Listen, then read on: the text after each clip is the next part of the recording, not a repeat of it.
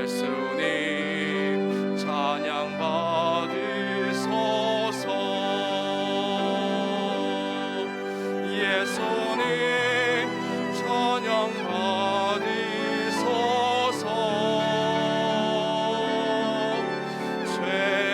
죄사했네 우리 위해 성령 주셨네. 예수님 찬양 받으소서.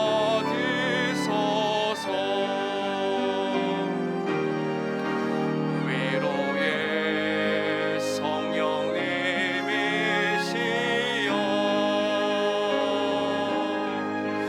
위로의 성령님이시여,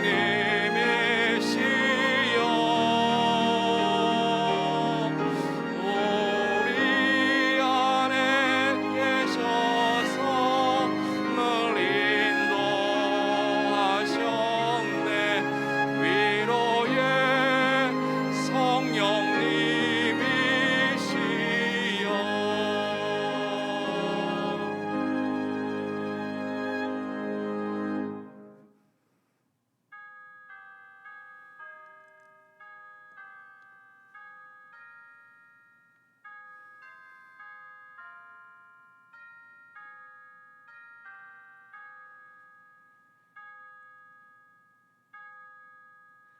여호와께 감사하라. 그는 선하시며 그 인자하심이 영원함이로다.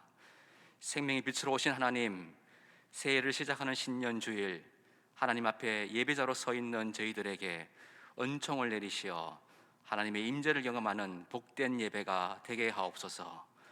주님의 빛을 품고 다시 한번 소망 중에 기뻐하고 하늘의 복을 누리고 그 복을 전하는 축복의 통로로 살아가게 하옵소서. 작정한 한 영혼을 향한 구원의 열정과 열방을 향한 하나님의 선교의 비전이 우리 가운데 회복되기를 소원하며 예수님의 이름으로 기원하옵나이다. 아멘.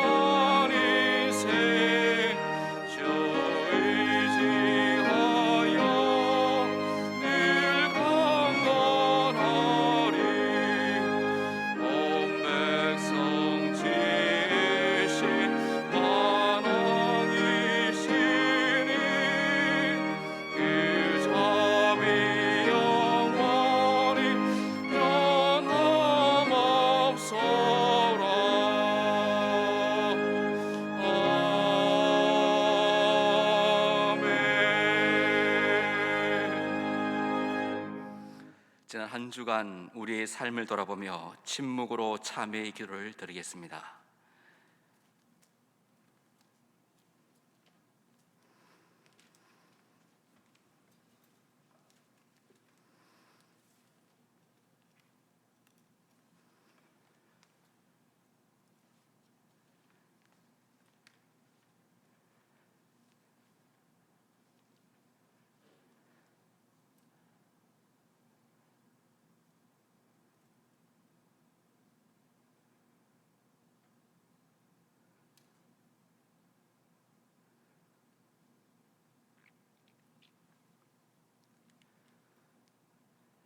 하나님께서 주시는 사죄의 말씀입니다.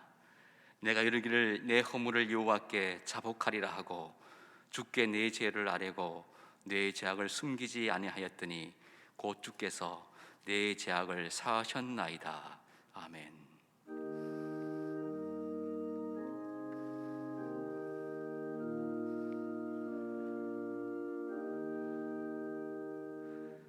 나는 전능하신 아버지 하나님 천지의 창조주를 믿습니다. 나는 그의 유일하신 아들 우리 주 예수 그리스도를 믿습니다. 그는 성령으로 잉태되어 동정녀 마리아에게서 나시고 본디오 빌라도에게 고난을 받아 십자가에 못 박혀 죽으시고 장사된 지 사흘 만에 죽은 자 가운데서 다시 살아나셨으며 하늘에 오르시어 전능하신 아버지 하나님 우편에 앉아 계시다가 거기로부터 살아있는 자와 죽은 자를 심판하러 오십니다. 나는 성령을 믿으며 거룩한 공교회와 성도의 교제와 죄를 용서받는 것과 몸의 부활과 영생을 믿습니다. 아멘.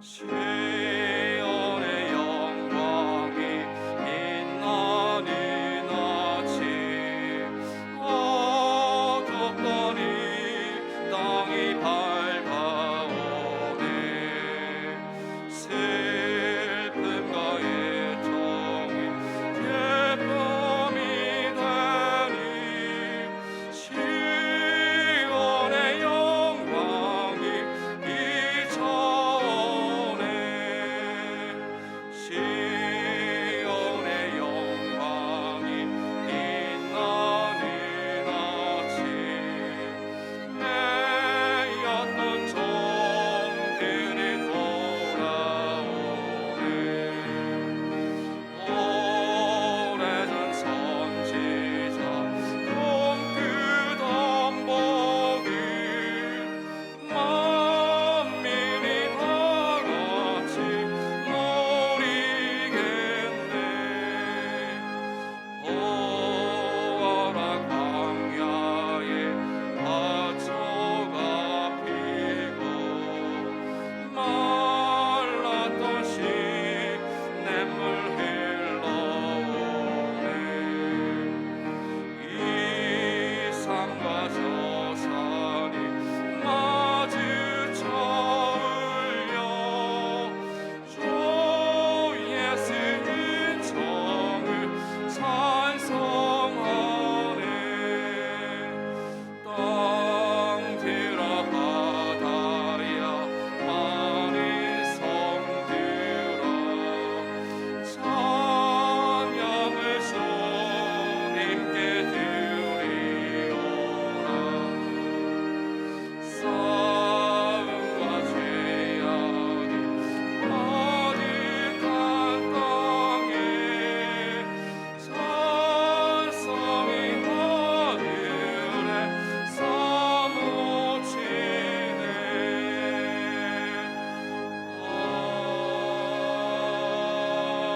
아멘. 이 시간 교회의 공동기도 제목으로 함께 기도드리겠습니다. 첫째, 17개국에 파송되어 있는 23명의 선교사의 가정을 보호하여 주시고 선교사역 위에 복음의 길실이 이루어질 수 있도록. 두 번째, 2021년 작정한 한 영혼에게 복음이 선포되고 가정 가운데 영혼권의 역사가 일어날 수 있도록. 셋째, 대통령과 위정자들에게 바른 리더십과 지혜를 주셔서 민생을 보호하고 국정 운영을 잘 감당할 수 있도록, 그리고 말씀 선포하시는 담임 목사님의 영육간의 강건함과 가정과 사역을 위하여 함께 기도하시겠습니다. 하나님, 신년 첫 주일을 주님 앞에 올려드립니다.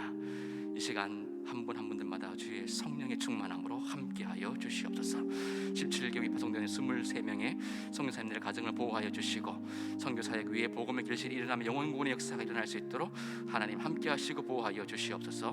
2021년 작정한 한 영혼마다 주의 복음이 선포되게 도와주시고, 그들의 가정마다 영원구원의 역사가 일어나서 온 가족이 예수 그리스도를 구세주 주님을 고백하는 역사가 일어나게 하여 주시고, 대통령 위정자들에게 바른 리더십과 지혜를 주셔서 민생을 보호하며 국정 운영을 잘 감당하는 건데, 하나님 이 땅에 회복의 역사가 일어나게 하여 주시옵소서. 말씀 선포하신 담임 목사님 붙드셔서 건강을 더하시며 가정과 사역을 감당할 때마다 주께서 모든 성령의 충만함으로 주님 주시는 그 힘으로 온전히 잘 감당할 수 있도록 은혜 위에 은혜를 충만하게 더하여 주시고, 주님의 인도하신 가운데 늘 함께하여 주시옵소서.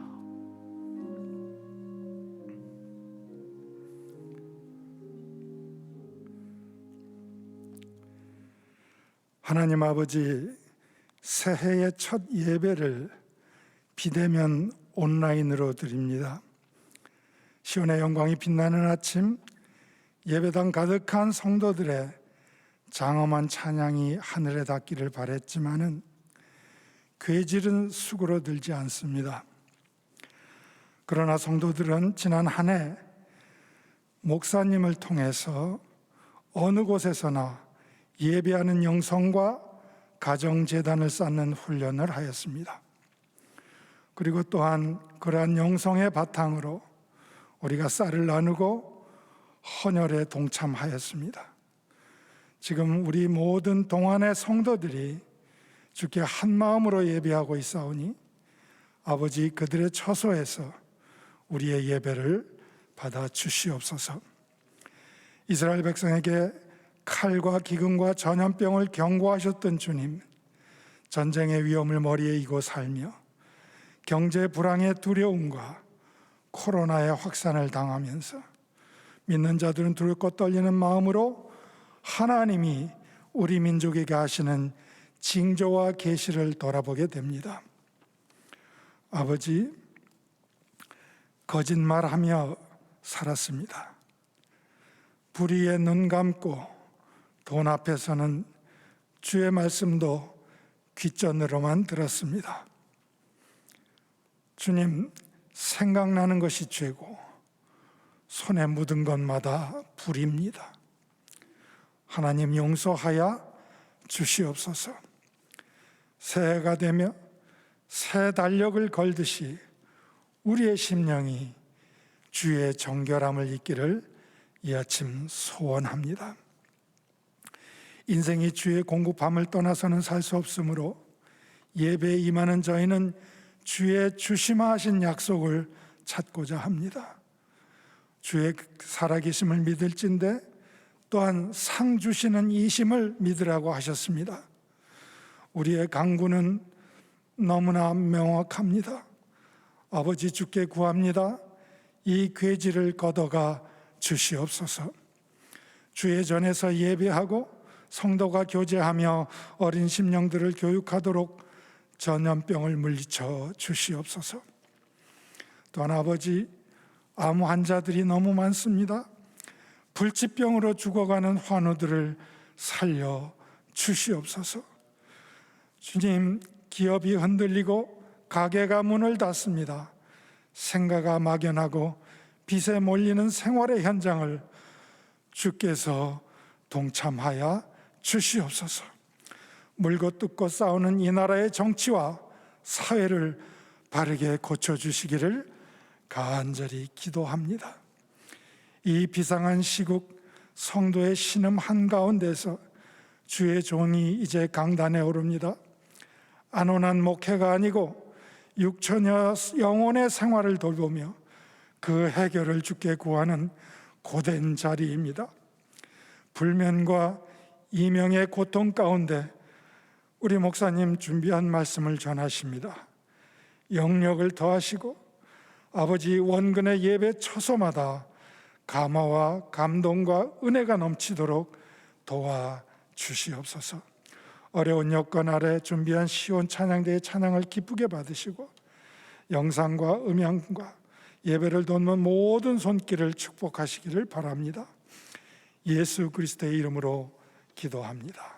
아멘.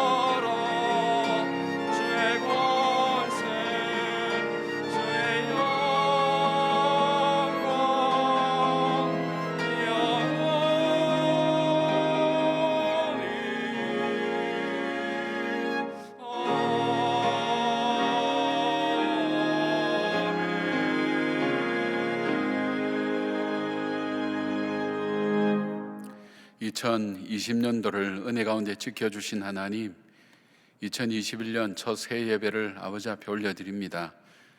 우리가 함께 예배당에 모여서 예배 드리지는 못하지만 우리의 가정과 우리가 있는 저소에서 마음과 정성을 다하여 우리 시간의 주인이시며 우리 물질의 주인이시며 우리 삶의 생사 화복을 주관하시는 하나님 앞에 우리가 정성을 다하여 예배를 드리오니 주님, 우리의 예배를 받아주시며 우리 가운데 임재하여 주셔서 거절할 수 없는 하나님의 은혜를 맛보게 하시고 부인할 수 없는 하나님의 살아계심을 증거하는 고백이 주께 올려드려지는 우리의 예배가 되게 하여 주시옵소서. 자비하신 하나님, 저희들이 감히 어떻게 하나님 앞에 나갈 수 있겠습니까? 오늘도 긍휼과 자비로 우리를 보셔서 은혜의 보좌 앞에 보혈의 피 의지하여 담대하게 나가오니 주님과 만나는 하나님, 주님의 사람들의 기쁨과 확신과 용기가 우리 가운데 넘쳐나게 하시고 주의 보혈의 피로 죄 씻음 받은 주의 백성이 누리는 기쁨과 감사가 넘치는 예배가 될 수 있도록 도와주시기를 원합니다. 염려와 근심 가운데서 주님을 만남으로 기쁨을 얻게 하시고 우리가 묶임과 나눔과 다툼과 갈등과 아픔 가운데서 주님을 만남으로 평강을 누린 주의 백성들의 기쁨이 우리 속에 있게 하여 주시오며 공핍과 두려움 속에 살던 우리가 하나님 주로 말미암아 만족하게 되는 놀라운 은혜가 넘쳐날 수 있도록 도와주시기를 간절히 원합니다. 세상은 어두워지고 믿음 갖기 어렵다 할지라도 끝까지 믿음에 굳게 서서 하나님의 자녀로 살아가는 주의 백성들의 이 예배 후에 하나님 은혜와 복을 베풀어 주시옵고 예배를 드리는 가운데 말씀이 은혜가 되어 하나님 우리의 마음이 회복되게 하시고 우리의 육체가 깨끗하게 되게 하시며 어둠의 영들에게 사로잡힌 우리 영이 자유함을 얻는 축복의 역사가 있도록 예배를 하나님 권세 있고 능력 있게 하나님께서 역사하여 주시기를 간절히 빌고 원합니다. 하나님, 우리가 귀한 것으로 아버지 앞에 올려드립니다. 우리 시간의 주인이신 주님 앞에 신년의 예물을 드렸습니다. 또 우리 물질의 주인이신 주님 앞에 감사 예물도 드렸습니다. 우리가 주님의 자녀이기에 귀한 우리의 먹을 쌀을 나누어서 이웃과 나누고 우리의 피를 나누어 생명을 나누었습니다. 우리의 모든 하나하나 일거수일투족 주님께로부터 오는 믿음과 마음이 오니 하나님 받아주시고 우리의 삶 속에서 하늘이 주시는 평강과 은혜가 넘치게 하시며 하나님 주께서 인정하시는 자의 복이 되게 하시고 시냇가의 신기한 나무처럼 시절을 쫓아 과실을 맺는 축복의 인생이 될 수 있도록 저희들을 붙들어 주시옵소서. 우리는 썩을 것을 드립니다. 그러나 주님, 썩지 않을 것으로 거두어 주시고 하늘 곳간에 쌓아두는 하늘의 보화가 되게 하시며 이 믿음 굳세게 우리 마음속에 하나님 흔들리지 않게 하셔서 이 땅을 사랑하며 물질에 노예되지 않도록 도와주시고 환경에 좌지우지되지 않도록 도와주시고 말씀으로 세상을 바꾸어가고 만들어가고 세워나가는 주의 자녀들의 거룩한 행보가 우리 가운데 가득하게 하여 주시옵소서.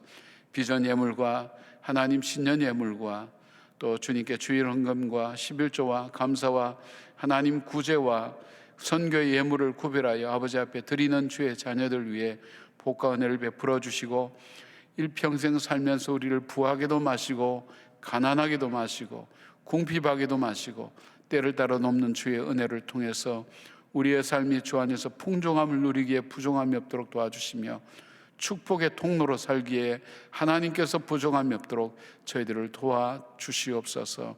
하나님, 자라나는 우리의 자녀들을 축복해 주시고 이 하나님 예배의 공백이 저들 신앙의 공백이 되지 않도록 하나님께서 특별히 살펴주시고 보호하여 주시옵소서.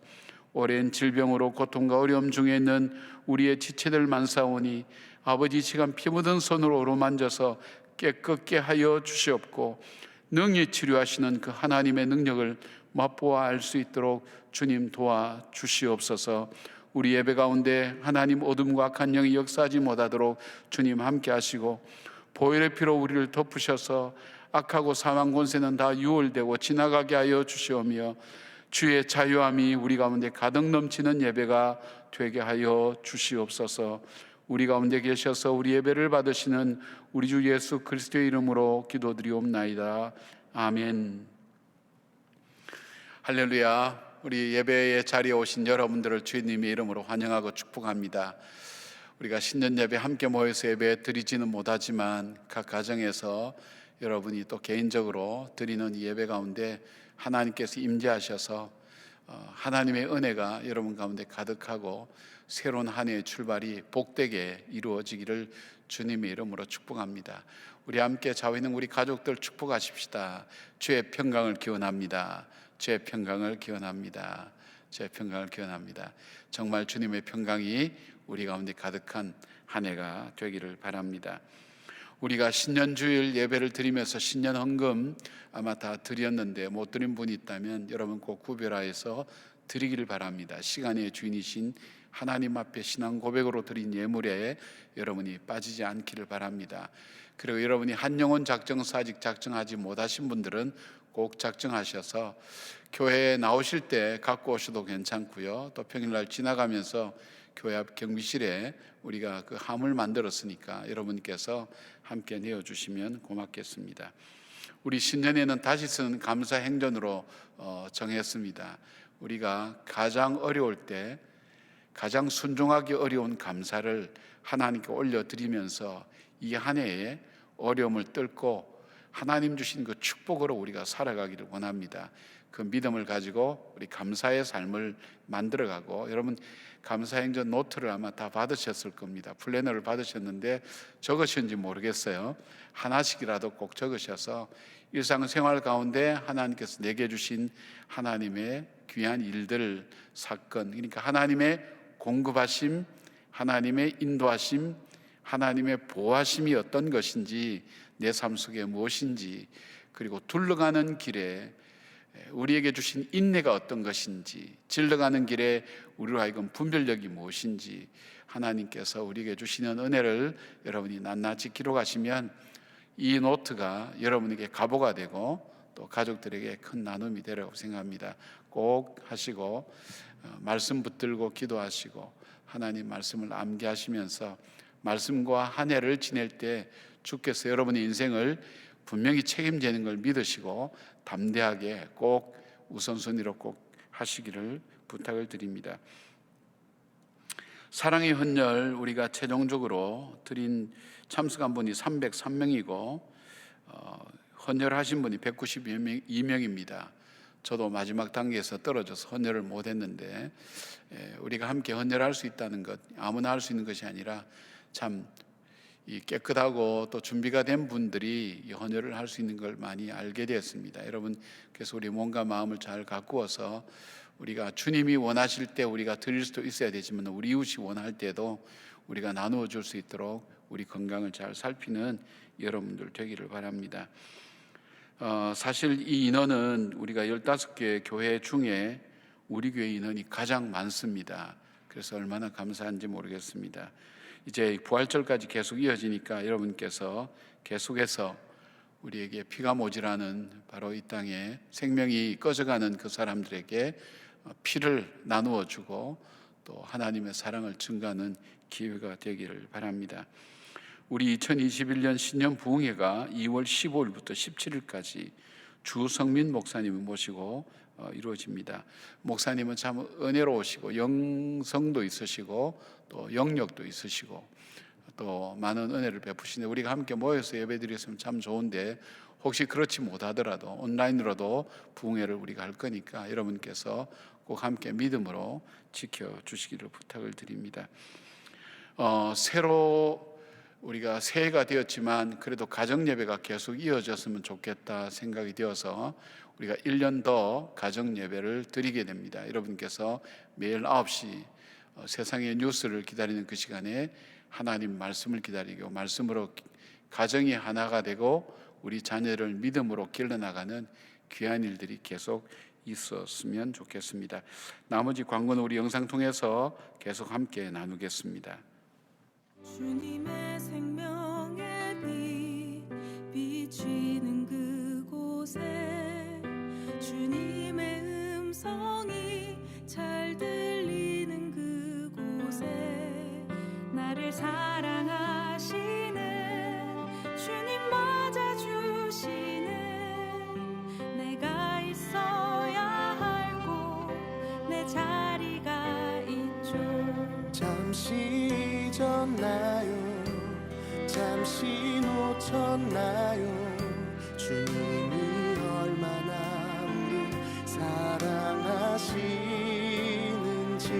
십자가의 은혜가 넘치는 주님의 품 그곳이 우리의 자리죠.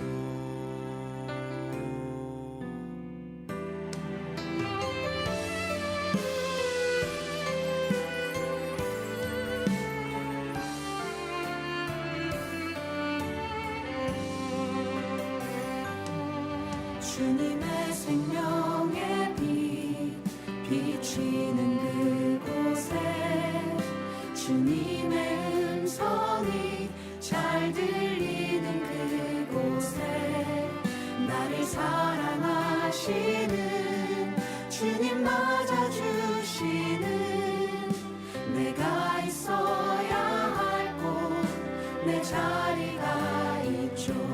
잠시 하나님의 말씀은 요한복음 2장 1절에서 12절까지의 말씀입니다. 다 함께 일어나셔서 하나님의 말씀을 경청하시겠습니다. 사흘째 되던 날 갈릴리 가나에 혼례가 있어 예수의 어머니도 거기 계시고 예수와 그 제자들도 혼례의 청함을 받았더니 포도주가 떨어진지라 예수의 어머니가 예수에게 이르되 저들에게 포도주가 없다 하니 예수께서 이르시되 여자여 나와 무슨 상관이 있나이까 내 때가 아직 이르지 아니하였나이다. 그의 어머니가 하인들에게 이르되 너희에게 무슨 말씀을 하시든지 그대로 하라 하니라. 거기에 유대인의 정결 예식을 따라 두세 통 드는 돌 항아리 6이 놓였는지라. 예수께서 그들에게 이르시되 항아리에 물을 채우라 하신즉 아기까지 채우니 이제는 떠서 연회장에게 갖다 주라 하심에 갖다 주었더니 연회장은 물로 된 포도주를 맛보고도 어디서 났는지 알지 못하되 물 떠온 하인들은 알더라. 연회장이 신랑을 불러 말하되 사람마다 먼저 좋은 포도주를 내고 취한 후에 낮은 것을 내거늘 그대는 지금까지 좋은 포도주를 두었도다 하니라. 예수께서 이 첫 표적을 갈릴리 가나에서 행하여 그의 영광을 나타내심에 제자들이 그를 믿으니라. 그 후에 예수께서 그 어머니와 형제들과 제자들과 함께 가버나움으로 내려가셨으나 거기에 여러 날 계시지는 아니하시니라. 이 말씀은 하나님의 말씀입니다. 아멘.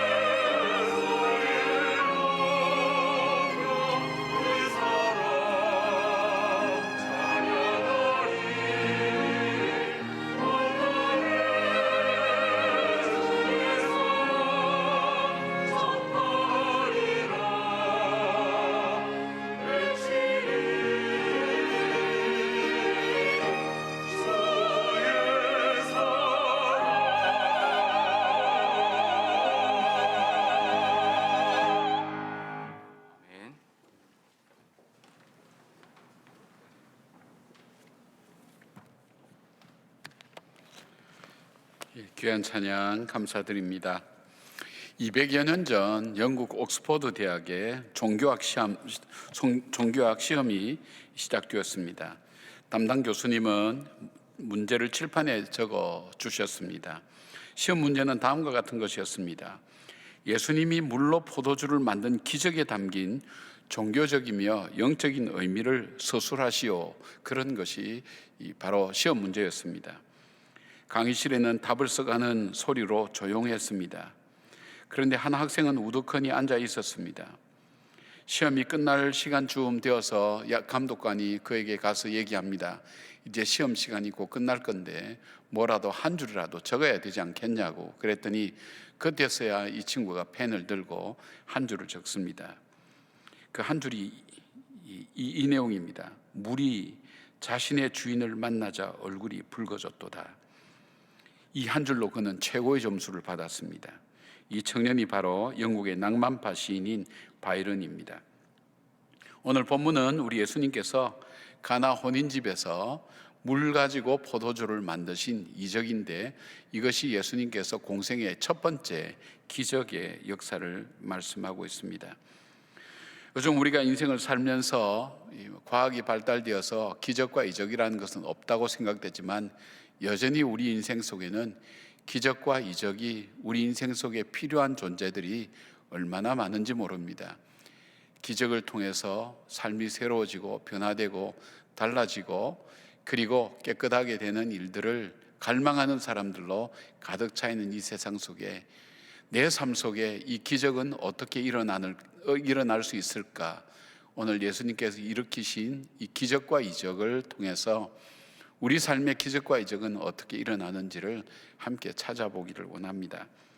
첫 번째 기적이라고 할 때 예수님의 기적은 우리의 믿음과 밀접한 관계가 있다는 것을 성경은 말씀하고 있습니다.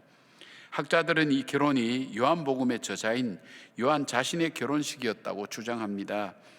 그리고 예수님과 요한의 어머니가 자매가 아니어서 예수님과 제자들도 함께 이 결혼식에 초청을 받았다고 생각합니다.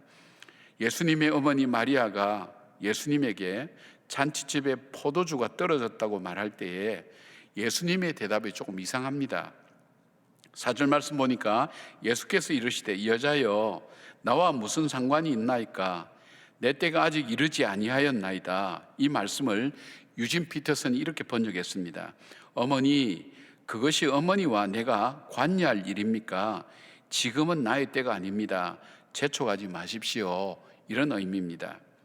여러분, 예수님께서 여기서 말씀하시는 것이 나와 상관할 일이 아니라고 그렇게 말씀하고 있습니다. 여러분, 그런데 예수님과 우리가 어떻게 상관이 되어집니까? 우리가 한번 생각해 보십시오. 나와 예수님과 어떻게 관계가 맺어집니까? 예수님과 나와 관계가 맺어지는 그 방법이 있다면 그것은 바로 그 예수님을 내가 나의 구세주와 주님으로 믿는 순간 예수님과 나와는 관계가 생기는 겁니다. 그래서 예수님의 일이 나의 일이 되고, 나의 일이 예수님의 일이 되고, 나의 고민이 예수님의 고민이 되면서 주님과 나의 관계가 형성되고, 우리는 예수님의 자녀가 되면서 예수님께서 우리의 삶 속에 개입하시고 역사하고 계신 것을 보게 됩니다. 물론 이 잔치의 이 기적은 예수님을 초청했기 때문에 가능한 일이기도 하지만은, 그러나 더 중요한 것은 예수님과의 관계가 형성되는 것, 바로 이 믿음을 통해서 하나님은 역사하는 것을 보게 됩니다. 여기에 누구의 믿음이 있느냐? 바로 어머니의 믿음을 볼 수가 있습니다. 이 어머니가 그 사인들에게 얘기를 합니다. 예수님이 하시는 말씀은 무엇이든지 순종하라고 얘기합니다. 이 마리아는 예수님이 어떤 분인 줄 알았습니다. 예수님께는 능히 이 모든 일을 가능하게 하실 분인 것을 알았습니다. 그 믿음이 바로 예수님으로 하여금 그 일에 개입하게 되는 것을 보게 됩니다. 사랑하는 여러분, 우리가 인생을 살아가면서 우리의 삶 속에 하나님의 능력을 더듬기를 원한다면 우리에게 제일 먼저 찾고 확인하고 우리가 분명히 고백해야 될 것이라면 그 예수님이 바로 나의 구세주와 주님이 되신다는 그 고백이 있고, 그 예수님으로 인하여 내 죄가 사함받고 내가 하나님의 자녀가 되고 자녀가 되는 권세를 얻었다고 할 때에, 그때부터 예수님께서 우리의 삶 속에 개입하시고 역사하기 시작합니다. 그리고 그 역사는 기적과 이적으로 그 문제를 풀어가는데 하나님께서 직접 관여하신다는 것을 보게 됩니다. 예수님께서는 이적을 행하실 때마다 내 믿음대로 되리라는 말씀을 종종 하십니다. 그리고 할 수 있거든이 무슨 말이냐, 믿는 자에게는 능치 못함이 없다고 하신 말씀이나, 또 히브리서 11장 6절에 보면 믿음이 없이는 하나님을 기쁘시게 할 수 없나니 하나님께 나가는 자는 하나님이 계신 것과 그가 자기를 찾는 자들에게 상 주시는 이심을 믿어야 할지니라. 바로 이 믿음의 문제를 가지고 예수님은 우리에게 말씀하고 있는 것입니다. 우리에게 아직도 믿음이 이적이 필요합니까? 우리의 믿음을 제일 먼저 점검하십시오. 우리 인생의 잔치집에 포도주가 떨어져서 우리 인생이 그 잔치집처럼 이렇게 풍성하고 기쁘고 즐거워야 될 그때에 우리 속에 어려움과 환난과 때로는 어려움과 시련이 다가오고 문제가 생기고 오히려 그 잔치가 오히려 그것 때문에 더 큰 어려움으로 이어지는 그 위기 가운데 있을 때에 우리가 해야 될 일이 있다면 그 예수님을 내 삶 속에 개입을 시키는 겁니다. 내 삶 속에 개입시키는 방법은 뭡니까? 믿음입니다. 예수님이 나의 구세주와 주님 되신다는 그 믿음의 고백, 그리고 주님이 나의 삶을 책임지시고 나를 인도하시고 공급하시고 나를 보호하시고 함께 하신다는 사실, 그리고 나를 자녀 삼으시고 나에게 하나님의 자녀가 되는 권세를 주셨다는 그 믿음을 가지고 붙들고 주님의 도움을 요청할 때에 주님은 내 삶에 개입하시고 떨어져가는 떨어진 포도주, 더 이상 잔치가 더 이상 될 수 없는 그 상황에서 하나님은 우리에게 개입하셔서 우리의 삶을 더 풍족하게 하는 것을 보고 있다는 사실입니다. 사실 어려움과 힘든 일을 닥칠 때에 바로 그 고백이 우리의 삶을 만들어가는 것을 보게 됩니다. 저는 최근에 여러분이 사랑의 쌀과 헌혈하는 모습을 볼 때 제 믿음이 얼만큼 약하고 부족한 것인가 하는 것을 많이 생각했습니다. 사람들이 어려우니까 힘드니까 이번에는 우리가 쌀도 되지도 않고 헌혈도 되지도 않고 사람들이 마음이 위축되고 코로나에 갇혀서 우리가 살아가기 때문에 아무것도 못할 거라고 생각했는데, 사람이 하는 일이 아니라 하나님께서 각 사람 마음속에 감동을 주시고 변화를 주셔서 하나님께서 행하신 일들을 바라볼 때 우리는 풍족할 때보다 더 많은 일들을 만들어내는 걸 볼 때 이것은 사람이 하는 것이 아니라 하나님이 하시는 것이라는 것을 확신하게 됩니다. 그래서 우리가 해야 될 일이 무엇입니까? 우리에게 진정 기적이 필요합니까? 이적이 필요합니까? 우리 인생의 포도주가 떨어져 가고 있습니까? 바로 주님과의 관계를 회복하기를 바랍니다. 그 주님을 나의 구세주와 주님으로 영접하고 그 주님이 나의 구세주와 주님이 되시는 그 주님이 내 인생 속에 찾아오셔서 내 삶을 구원해 주실 뿐 아니라 내 삶을 인도해 주신다는 그 사실들을 다시 믿고 고백할 때 나의 문제는 더 이상 나의 문제만이 아니라 주님의 문제가 되고 주님이 개입하시고 주님이 역사하시는 문제가 된다는 것을 여러분이 기억하시면서 이 마리아의 이 믿음처럼 이 믿음의 문제, 그래서 주님과 나와 상관이 있게 만들어가는 사람, 그것이 바로 기적을 만들어가는 사람의 삶의 모습인 것을 봅니다. 금년 한 해는 참으로 어려운 한 해가 될 줄로 압니다. 그러나 이 문제가 나만의 문제가 아니라 주님의 문제가 되어서 주님이 여러분 삶 속에 직접 개입하셔서 여러분 문제를 풀어가시고 인도해 가시고 공급해 가시는 주의 은혜가 풍성한 그런 한 해가 되기를 바랍니다. 그 다음에 두 번째로 이 기적이 나타나는 두 번째에서 볼 수 있는 것은 믿음에 따른 행위입니다. 믿음에 따르는 모습이 어떻게 나타나느냐 하는 것을 보게 됩니다. 먼저 마리아의 믿음을 볼 수가 있습니다. 마리아의 믿음은 어떻게 나타났습니까? 먼저 자기의 문제를, 그 포도주가 떨어진 문제를 예수님께 갖고 갔다는 사실입니다. 그의 믿음이 어떻게 나타났습니까? 잔치집에 일어난 이 큰일을 알아차리는 사람은 없습니다. 포도주를 나르는 종들밖에는 포도주가 떨어졌다는 걸 아는 사람이 아무도 없었습니다. 그리고 이 문제를 아는 사람이 또 한 사람이 있었는데 그 사람이 바로 마리아였습니다.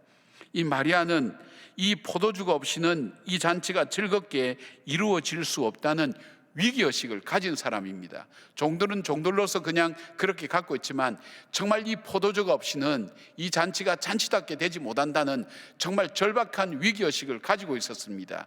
그렇게 되면 어떻게 할까요? 보통 사람들 같으면 포도주가 떨어졌으니까 포도주 먹지 말고 우리가 다른 걸로 대체하겠다든지 우리가 좀 절제한다든지 뭐 그렇게 하는데, 그렇게 되면 이미 잔치는 분위기가 다 깨어지는 것입니다. 그렇게 호들갑을 떨지 않았습니다. 이 마리아는 이 문제를 가지고 바로 예수님께로 갖고 간 겁니다. 예수님께 갖고 간 이유가 뭡니까? 예수님은 능히 이 문제를 해결할 능력도 있으시고 해결할 마음도 갖고 계신다는 것, 바로 예수님께 아뢰는 것을 말합니다. 이것이 바로 믿음의 모습입니다. 내 문제를 가지고 예수님께 갖고 나가서 예수님께 이 문제를 올려드리는 것, 그것이 바로 믿음에서 나타나는 행위의 모습인 것을 보게 됩니다. 영적인 감각을 가지고 있었다는 것을 보게 됩니다. 우리 믿음의 현장에 예수님이 안 계신다면 무슨 의미가 있겠습니까? 우리 삶 속에 늘 예수님을 초청하고 예수님과 함께 있는 것이 가장 첫 번째로 중요합니다. 그러나 우리가 문제가 생겼을 때 우리에게 중요한 것은 세상의 어떤 일보다도 제일 먼저 이 문제를 풀고 계시고 이 문제를 풀 의사를 갖고 계신 예수님께 내 문제를 갖고 가서 그분께 말씀하시는 것. 너는 부르짖으라. 너는 부르짖으라. 내가 크고 비밀한 일을 내게 부어주리라고, 내가 내게 응답하리라고 약속하신 그 주님의 말씀처럼 내 문제를 가지고 주님 앞에 갖고 나가는 것, 이것 자체가 믿음의 중요한 행위인 것을 보게 됩니다. 두 번째로 볼 수 있는 또 믿음의 또 하나의 모습이 있습니다. 그것은 바로 종들의 순종하는 모습입니다. 행동하는 믿음입니다. 두 가지를 그들이 순종했는데, 첫째는 정결 예식을 행하는 돌 항아리 6에 물을 아기까지 가득 채우라고 예수님께서 말씀합니다. 예수님의 어머니 마리아가 예수님이 시키는 것은 무엇이든지 하라고 했기 때문에 그들은 정결 예식을 행하는 돌 항아리 6에 물을 아기까지 채운다는 것, 글쎄 그것은 순종할 수 있을 수도 있을 거예요. 그러나 이것이 무슨 의미가 있단 말인가? 지금 문제는 포도주가 없어서 문제인데, 포도주와 이 정결 예식을 행하는 이 허드렛 물을 쓰는 바로 이 항아리에 이 아기까지 물을 채운다는 것이 어떤 의미가 있는가? 여러분, 그런데 이건 결과적인 문제인데, 그들이 채운 만큼 포도주가 된 것을 보게 됩니다. 만약 반만 채웠다면 반만 포도주가 되었을 것입니다. 아기까지 채웠기 때문에 그는 아기까지 포도주가 된 것을 봅니다. 아기까지 다 채웠습니다. 그리고 그들은 순종했습니다. 이것은 먹을 물이 아니라 깨끗하기 위해서 씻는 물이었습니다. 종들은 이 항아리에 든 물이 무엇에서 있는지 잘 알았습니다. 포도주와 이 물은 아무 상관도 없고 특히 먹을 물도 아니고, 그리고 아무것도 묻지 않고 순종했습니다. 중요한 것은 하나님께서, 주님께서 말씀하실 때 이 종들은 아무런 반론도 제기하지 않았습니다. 하인이니까 그들은 당연히 순종하겠다 생각하지만 그들도 사람입니다. 느낌이 있습니다. 우리가 이렇게 한다고 해서 이 일이 될 것인가 하는 그 생각을 합니다. 이것보다 더 순종하기 어려운 게 있습니다. 그건 뭐냐면 이 물을 연회장에 갖다 주라는 것입니다. 여러분, 이 하인들이지만 연회장에 갖다 주면 무슨 일이 일어납니까? 이 허드렛 물 항아리에서 이 물을 떠가지고 왔다고, 이것이 포도주라고 얘기할 때 그들에게 일어날 일이라고 하는 것은 뻔히 아는 사실입니다. 아주 재미있는 이런 얘기가 있습니다. 옛날에는 시골에서 이렇게 올라와서 남의 집 이렇게 얹혀 살면서 그 집 일을 도와주는 그런 가정부들이 적지 않았죠. 가정에 이렇게 일을 하는 분들이 적지 않았죠. 아주 시골에서 올라온 분이 있었습니다. 오늘 올라온 지 얼마 안 되는데 이 준집 아저씨는 술을 먹고 밤늦게 와서 시원한 물을 떠오라고 얘기합니다. 그러니까 시원한 물을 떠다 드렸어요. 나중에 알고 보니까 어디서 시원한 물을 떠다 줬냐면 이 보통 그 화장실에 있는 그 물을 떠다 준 거예요. 왜요? 보니까 꼭 이게 지금 옹달새처럼 생겼거든요. 그러니까 그 물을 떠다 준 거예요. 나중에 알게 된 거예요. 지금 이 상황하고 비슷한 겁니다. 이 허드렛 물, 이 항아리 여기에서 물을 떠다서 연회장에 그 손님들에게 준다고 얘기할 때 여러분, 이게 말이 되는 일입니까? 그러나 그들은 아무 말하지 않았습니다. 하나님께서 우리에게 보시기를 원하는 것이 있습니다. 이 문제를 가지고 너가 어떻게 하는지 한번 두고 보자. 그리고 내가 시키는 말에 너가 정말 순종하느냐. 하나님의 말씀, 이 성경에서는 하나님의 역사가 이루어질 때 반드시 두 가지 조건이 나타나고 있는데, 기도와 간구와 그리고 하나님의 말씀 앞에 순종하는 것이 언제나 나타나는 것을 보고 있다는 것입니다. 아무 상관이 없는 기도의 항아리, 찬송의 항아리, 봉사의 항아리, 직분의 항아리, 감사의 항아리, 예물의 항아리, 물질의 항아리, 섬김의 항아리를 채우라고 합니다. 아무 우리의 일과 문제가 없어요. 포도주와 상관이 없어요. 그런데 하나님은 허드렛 물이라 할지라도 바로 이 아기까지 6개의 돌 항아리에 물을 채우라고 얘기합니다. 이해하지가 못하죠. 이해가 안 되죠. 그렇지만 하나님은 채우라고 얘기합니다. 순종합니다. 그것을 떠다 주라고 얘기합니다. 여러분, 주님께서 물이 없어서, 포도주가 없어서 그렇게 했습니까? 우리의 믿음을 보시는 겁니다. 우리가 순종하는 그 믿음이 얼만큼 큰지를 보시는 것입니다. 우리의 중심을 보는 것입니다. 사랑하는 여러분, 그랬더니 물이 변하여 포도주가 된 것입니다. 그냥 포도주가 아닙니다. 사람들이 놀랄 만한 놀라운 포도주가 변하게 된 것을 보는 것입니다. 여러분, 이 잔치집에서 가장 감격과 기쁨을 누린 사람이 누구라고 생각하십니까? 신랑 신부입니까? 술을 마신 사람입니까? 아닙니다. 물이 변하여 포도주 된 이 놀라운 하나님의 행하신 일들을 본 바로 이 종들이야말로 이 잔치집에서 가장 큰 감격과 기쁨과 놀람을 경험한 사람이 되었다는 것을 보게 됩니다. 어떤 사람에게 역사가 일어납니까? 마리아와 이 종들, 하나님께서 행하신 이 일들을 볼 수 있는 사람이 어떤 사람이었습니까? 믿음의 눈을 가지고 믿음의 삶을 가지고 순종하는 그 사람에게 하나님의 이적과 기적은 보여지고 볼 수 있다는 것을 봅니다. 사랑하는 여러분, 기적이 필요한 세상에 우리 인생은 살고 있습니다. 우리에게 정말 하나님이 개입하지 아니하시면 해결될 수 없는 문제를 우리는 많이 안고 살아갑니다. 그 문제를 가지고 어떻게 살아갑니까? 우리의 방법대로 살아갑니까? 우리 문제대로 살아갑니까? 우리의 생각대로 살아갑니까? 주님께서 말씀합니다. 우리에게 보기를 원하신 것이 믿음입니다. 믿음의 역사는 기적을 일으킵니다. 믿음의 역사를 통해서 하나님께서 이루시려고 하는 일들을 하나님께서 행하시는 겁니다. 나의 일이 아니라 나와 관계가 있을 때 이 일은 바로 하나님의 일이 되는 것입니다. 그 하나님이 역사하시는 것입니다.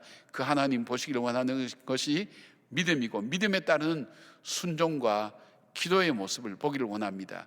여러분, 어렵고 힘들고 또 안타까운 일들이 있을 때에도 여러분의 믿음이 삶으로 나타나기를 원합니다.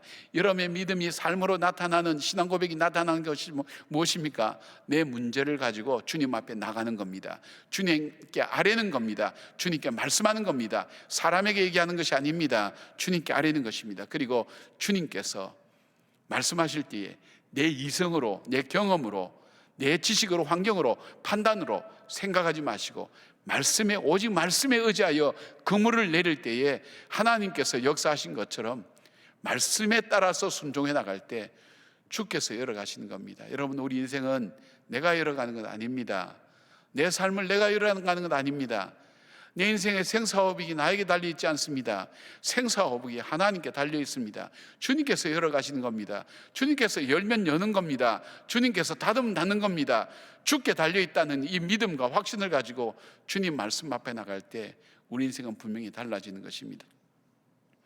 또 하나, 이 기적의 중요한 세 번째 중요한 것은 기적보다도 기적 이후의 삶이 참 중요하다는 것을 봅니다. 11절에 보니까 예수께서 이 첫 표적을 갈릴리 가나에서 행하여 그의 영광을 나타내심에 제자들이 그를 믿으니라, 그래 되어 있습니다. 여러분, 여기에 기적이라 하지 않고 표적이라 그랬죠. 표적과 기적은 다를 수 있죠. 기적은 사건을 얘기하지만 표적이라고 하는 것은 그 기적이 목적이 있다는 것입니다. 뭔가 방향이 있다는 것입니다.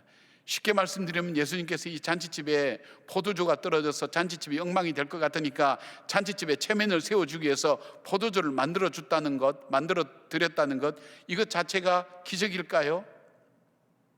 아니면 주님께서 효성이 지극해서 할 수 없는 상황 가운데 어머니 말씀을 들어서 그 어머니 말씀에 순종해서 이 잔치집에 포도주가 떨어졌을 때 이 포도주를 만들어 주셨다는 이 내용을 전하기 위해서 이 기적이 일어납니까? 그렇지 않습니다. 오늘 이 말씀은 제자들이 그를 믿었다 그랬어요. 이 제자들을, 예수님의 제자들 있지 않습니까? 4명 정도밖에는 아직 모집 못했지만은 이 4명이 예수님께 부름받은 지 사흘 만에 이 잔치집에 참여했습니다. 예수님에 대해서 확신이 없었습니다. 예수님이 어떤 분인지도 몰랐습니다. 그러나 예수님이 행하시는 것을 보았습니다. 예수님의 말씀에 순종하는 것이 어떤 역사가 일어나는 걸 보았습니다. 이걸 통해서 그들에게 얻어진 것이 무엇입니까? 믿음입니다. 믿음. 저분은 정말 메시아구나. 저분은 정말 이 모든 것을 행하실 수 있는 분이구나. 저분과 함께 할 때 모든 것이 유익하고 복되게 되는구나 하는 그 믿음이 바로 주님께서 이 이적과 기적을 베푸셨던 표적의 이유인 것을 보게 됩니다. 이스라엘 백성들처럼 많은 기적을 보고 체험한 그런 경험의 민족이 어디 있습니까? 그러나 그들은 이 많은 것을 보고도 믿지 않았습니다. 오히려 주님을 십자가에 못 박는 어리석은 인생이 된 것을 보게 됩니다. 주님께서 마가복음 6장에 보면 오병이어의 사건을 기록하고 계십니다. 아무것도 없는 그 광야 속에 장정만 5,000명이 있는 바로 그 속에 음식 남은 것은 물고기 2마리와 보리떡 5개 어린아이가 먹는 것밖에 없었습니다. 불가능한 일입니다. 그들이 예수님께서 너희들이 먹을 것을 가지고 오라 그럴 때도 물고기 2마리와 보리떡 5개 갖다 주면서 이것밖에 없습니다. 이것 가지고 어떻게 이 많은 사람 먹이겠습니까? 그렇게 했던 그 제자들. 그러나 예수님께서 위로 축사하시고 그들을 나눠주라 그럴 때에 그들 속에 이 모아둔 음식을 나눠주고 12광줄이나 남았습니다. 얼마나 놀랄만한 일입니까? 예수님의 기적 중에 아마 제자들에게 가장 인상 깊었던 기적이 아니겠는가, 저는 그렇게 생각합니다. 가난하고 어려웠던 그 시대에 경제적인 문제에 눌려있고 살아가는 그들 속에 정말 이 빵의 문제를 해결해 주는 예수님, 그것도 광야라는 곳에서 굶주린 백성에게 풍족하게 주시고 남게 하신 이 예수님이야말로 정말 이 땅의 메시아가 될 수 있고 이 역사의 주인이 될 수 있다는 사실을 그들은 확신했을 것입니다. 얼마나 마음에 기쁨이 있었겠습니까? 그래서 예수님이 말씀하십니다. 그 일 후에 저 건너편으로 가자. 그렇게 하고 예수님은 기도하러 가시고 제자들은 배를 타고 저 건너편으로 가는 중에 예수님의 말씀에 순종했는데 풍랑이 일어난 겁니다. 이 풍랑이 얼마나 무서운지 뱃사람으로 구성된 이 제자들이 두려워서 떱니다. 무서워서 떱니다. 예수님이 물 위를 걸어오실 때 유령이라고 그들이 허상을 보기도 하고 헛소리를 하기도 합니다. 얼만큼 무섭고 공포와 두려움이 몰아치고 바다와 바람이 몰아치고 그리고 태풍이 몰아치고 배가 흔들리고 요동치면서 그들이 얼마나 두려웠겠습니까? 근데 이 사건에 대해서 바로 이 마가복음 6장 52절에 이렇게 결론을 내립니다. 이는 그들이 그 떡 떼시던 일을 깨닫지 못하고 도리어 그 마음이 둔하여 졌음이라. 없는 데서 있게 하시는 그 하나님, 능히 물고기 2마리와 보리떡 5개로 5,000명을 먹이셨던 그 능력의 하나님, 불가능이 없으신 그 하나님, 그 하나님이 우리와 함께 계신다는 것, 그 하나님 우리의 하나님이라는 사실, 그 믿음이 풍랑 앞에서는 전혀 나타나지 않았던 거예요. 사랑하는 여러분, 저와 여러분의 삶이 하나님의 이적과 기적 없이 여기까지 어떻게 살아오셨겠습니까? 나 같은 죄인이 어떻게 예수를 믿습니까? 기적 중에 기적 아닙니까? 그리고 살아온 지난 날들 한번 돌아보십시오. 하나님께서 정말 이적과 기적처럼 이거는 있을 수 없는 일이야, 내 삶 속에 일어날 수 없는 일이야, 이거는 불가능한 일이야, 어떻게 이런 일이 나에게 일어났지, 그런 일들이 우리의 삶 속에 얼마나 많습니까? 그러나 우리는 그렇게 행하셨던 그 예수님의 이적과 기적의 역사의 삶을, 나에게 이것을 통해서 주셨던 그 믿음의 역사를 나에게 일어나는 문제 앞에서는 이게 적용이 안 된다는 겁니다. 그 주님은 여전히 이 문제 앞에서도 여전히 나의 주님 되시고 이 문제를 풀어가시는 하나님이라는 그 확신과 믿음이 없다는 것입니다. 여러분, 주님께서 이적과 기적을 베풀어 주셔도 깨닫지 못하고 주님께서 행하시는 것인지 알지 못하고 또 문제가 생기면 또 염려하고 또 문제가 생기면 또 염려하고 또 걱정하고 더 두려워하고 더 무서워하고, 그것이 아니라 바로 오늘 마리아와 이 종들이 보여주었던 것처럼 그 문제가 생길 때마다 이 문제의 주인이신 주님께로 내 문제를 가지고 가고, 그리고 주님이 말씀하신 대로 순종하면서 이 문제를 풀어가는 믿음의 역사와 믿음의 놀라운 은혜를 체험하지 못한다는 겁니다. 주님께서 오늘 우리에게 원하시는 게 뭘까요? 주님은 우리의 문제를 푸는 것에 초점이 있지 않습니다. 주님의 초점은 나에게 있습니다. 내가 주님을 얼마나 가까이 섬기고 얼마나 사랑하고 주님을 믿느냐에 달려 있습니다. 우리의 이 사건을 통해서 주님을 더 가까이 만나게 만들고, 어려움을 통해서 주님을 더 의지하게 만들고, 낙심을 통해서 진짜 희망이 주님께 있다는 것만 알게 하시는 것, 바로 그런 일들을 통해서 우리의 삶을 인도해 가신 주님이라면, 여러분, 오늘 여러분이 만난 일 앞에 두려워하거나 무서워할 것이 아니라 바로 이 믿음이 필요한 겁니다. 어떤 믿음입니까? 주님께서 나의 구세주와 주님이 되신다는 믿음, 나는 하나님의 자녀라는 믿음. 그 믿음이 나의 문제만 아니라 예수님이 개입하신다는 겁니다. 하나님이 함께 하시는 겁니다. 여러분은 여러분 자녀 문제에 개입 안 합니까? 꼭 도와달라고 얘기해야 그래 갑니까? 자녀들이 어려움을 바라볼 때 부모의 입장에서 가만히 구경만 합니까? 네가 도와달라 그러면 내가 도와주고 안 그러면 내가 도와주지도 않는다. 그런 부모는 아마 없을 겁니다. 그 자녀의 어려움을 알고 부모가 더 많이 관심 갖고 더 많이 다가갑니다. 그 부모에게 그 문제를 이야기할 수 있고 맡길 수 있는 그 믿음, 그리고 능히 이전에 함께 하신 그 하나님은 지금 이 문제 앞에서 여전히 능력 있고 권세 있는 하나님이라는 사실을 믿는 그 믿음. 제자들은 지금 믿었지만 또 실패합니다. 믿었지만 또 실패합니다. 그것이 결국 십자가에서 예수님 앞에서 도망가는 바로 가장 불행한 일을 그는 맞이하게 됩니다. 믿음 없는 사람이 되어지는 것을 보게 됩니다. 그러나 주님은 그런 믿음을 살리셔서 그들로 하여금 하나님 역사에 귀하고 존귀한 백성으로 만드신 것을 보게 됩니다. 바로 우리를 그렇게 만들어 가시기를 원한다는 것입니다. 우리에게 이적과 기적은 있습니다. 하나님이 만들어 가시는 것, 그 일을 위해서 나의 일을 나의 일로만 만들지 마시고 나의 일을 주님 일로 만드십시오. 주님께서 개입하신 일로 만드십시오. 주님께서 나보다 더 답답한 일로 만드십시오. 그것이 바로 우리의 믿음입니다. 그리고 주님의 말씀대로 순종할 때 주님 책임져 가신 것을 보게 됩니다. 어떤 분이 한 마을을 지날 때에 마루에 앉아있는 할아버지가 계속 무엇인가 노래를 부르는 겁니다. 노래 내용을 들어보니까 별 가사도 없고 별 내용도 없고 아무 의미도 없는 것 같은데 이 할아버지가 계속 노래를 부르는 겁니다. 그래서 찾아갔습니다. 할아버지 노래를 들어보니까 이거는 뭐 옛날 노래도 아니고 무슨 곡조가 있는 것도 아니고 유명한 곡도 아닌데 무슨 노래를 그렇게 부르시냐고. 그랬더니 이 할아버지 그럽니다. 내 아내가 시각장애인인데 내 목소리가 들리지 않으면 불안해해서 내가 지금 무슨 노래든지 계속 흥얼거리고 부르면서 그 아내에게 내가 가까이 있다는 걸 알려주고 있다고 그렇게 얘기했다고 합니다. 그렇습니다, 여러분. 우리는 주님이 보이지 않으면 두렵습니다. 주님의 음성이 들리지 않으면 우리는 무섭습니다. 그러게 주님은 오늘도 말씀하고 계십니다. 나에게 말씀하고 계십니다. 우리가 듣지 못해서 그렇지, 보지 못해서 그렇지, 주님은 오늘 나에게 내 앞에 계시고 나의 간구하는 소리를 들으시고 나와 함께 동행하신 분이라는 것을 믿음의 눈을 떠서 보시길 바랍니다. 주님께서 오늘도 말씀하십니다. 요한계시록 3장 20절에는 이렇게 말씀합니다. 볼지어다 내가 문 밖에 서서 두드리노니 누구든지 내 음성을 듣고 문을 열면 내가 그에게로 들어가 그로 더불어 먹고 그는 나로 더불어 먹으리라.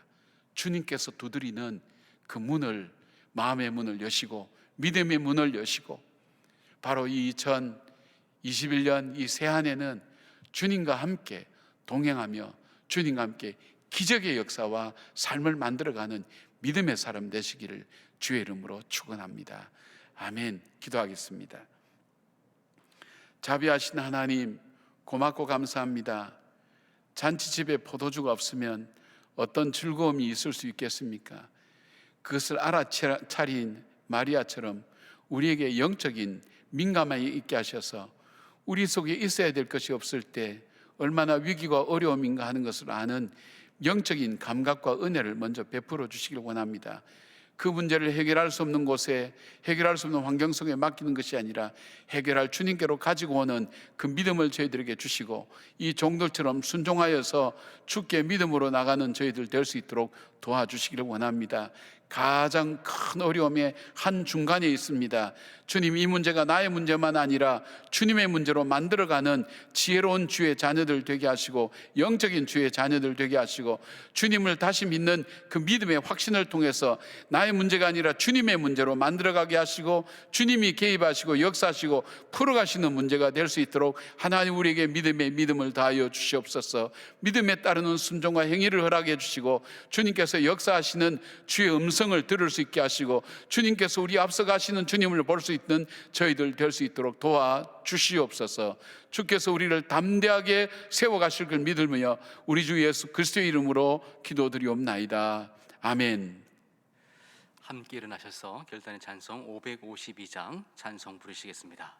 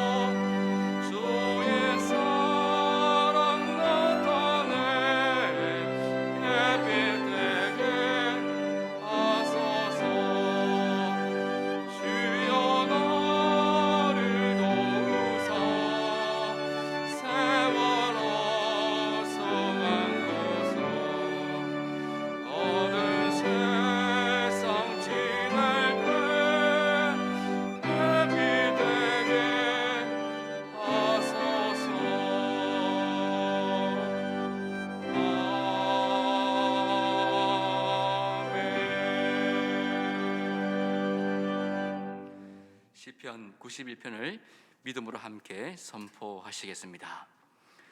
지존자의 은밀한 곳에 거주하며 전능자의 그늘 아래에 사는 자여, 나는 여호와를 향하여 말하기를 그는 나의 피난처요 나의 요새요 내가 의뢰하는 하나님이라 하리니, 이는 그가 너를 새 사냥꾼의 올무에서와 심한 전염병에서 건지실 것이미로다.